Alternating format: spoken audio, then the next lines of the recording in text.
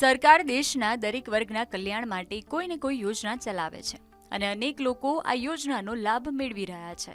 તેમાંથી અમુક એવી યોજનાઓ છે જે ગરીબો માટે વરદાન સાબિત થઈ છે. કઈ છે આ યોજનાઓ? ચાલો તેના વિશે જાણીએ. આવી જ એક યોજના છે આયુષ્યમાન ભારત પ્રધાનમંત્રી જન આરોગ્ય યોજના, મુખ્યમંત્રી યોજના. આ યોજનામાં લોકોને મફત સારવારનો લાભ આપવામાં આવે છે.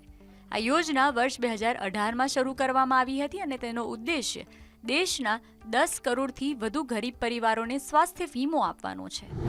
પ્રધાનમંત્રી આવાસ યોજના. ભારતમાં અનેક લોકો હજુ પણ ઘર વિહોણા છે. તેવા જરૂરિયાતમંદ લોકો માટે પીએમ આવાસ યોજના શરૂ કરવામાં આવી છે. અત્યાર સુધી તેમાં 4 કરોડથી વધુ મકાન બની ચૂક્યા છે અને હવે વધુ 3 કરોડ મકાન બનવાની મંજૂરી પણ આપી દેવામાં આવી છે. સુકન્યા સમૃદ્ધિ યોજના. કેન્દ્ર સરકારે દીકરીઓ માટે સુકન્યા સમૃદ્ધિ યોજના શરૂ કરી છે.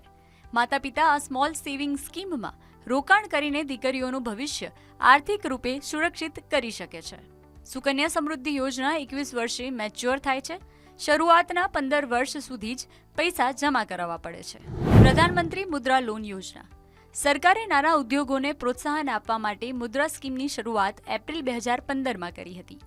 દેશમાં નાના અને મધ્યમ ઉદ્યોગોની નાણાકીય જરૂરિયાતો પૂરી કરવા માટે સરકારે પ્રધાનમંત્રી મુદ્રા યોજના શરૂ કરી હતી. આમાં બિઝનેસ વધારવા માટે 10 લાખ સુધીની લોન આપવામાં આવે છે. પીએમ ઉજ્જવલા યોજના. પ્રધાનમંત્રી ઉજ્જવલા યોજના હેઠળ સરકાર ગરીબી રેખા નીચે જીવતા લાભાર્થીઓને એલપીજી કનેક્શન આપે છે. આ યોજનાનો લાભ માત્ર મહિલાઓ જ લઈ શકે છે અને અરજદાર મહિલા ની ઉંમર ઓછામાં ઓછી 18 વર્ષની હોવી જોઈએ. પ્રધાનમંત્રી વિશ્વકર્મા યોજના. પીએમ વિશ્વકર્મા પરંપરાગત કૌશલ્ય ધરાવતા લોકોને મદદ કરવા માટેની એક યોજના છે.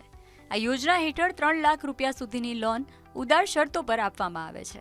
સાથે જ આ યોજનામાં તાલીમ લઈ રહેલા કારીગરોને અર્ધકુશળ વેતનની સમકક્ષ નાણાકીય સહાયની જોગવાઈનો સમાવેશ થાય છે.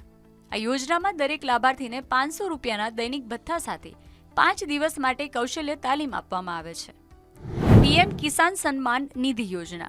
મોદી સરકાર ખેડૂતો માટે ઘણી યોજનાઓ ચલાવી રહી છે, જેમાં પીએમ કિસાન સન્માન નિધિ યોજના મુખ્ય છે. આ યોજના હેઠળ ખેડૂતોને દર વર્ષે 6,000 રૂપિયા આપવામાં આવે છે. આ 6,000 રૂપિયાની આ નાણાકીય સહાય વાર્ષિક 3 હપ્તાના સ્વરૂપમાં આપવામાં આવે છે. દરેક હપ્તા હેઠળ 4 મહિનાના અંતરાલમાં ખેડૂતોના ખાતામાં 2,000 રૂપિયાની રકમ મોકલવામાં આવે છે.